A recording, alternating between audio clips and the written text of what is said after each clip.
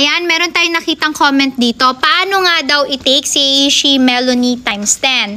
2 capsules a day lang po siya. This is Melanie times 10. FDA registered in Japan, FDA registered in the Philippines with 4 key ingredients. Ano nga ba yung 4 key ingredients nila? L-glutathione, melon extract, vitamin C, ginkgo biloba. Tinignan ko pa talaga dahil baka gusto ko kasi siyang padagdagan ng extract pa. Pero dahil napaka-powerful na nung kanyang mga ingredients, hindi na natin kailangan need.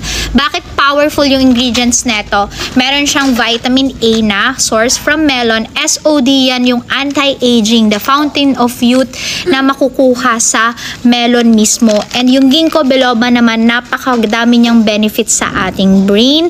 Yan, kaya naman ito, perfect siya sa mga puyat, stress, drain na drain at gustong magpahinga, call center agents, teachers, estudyante at marami pang iba.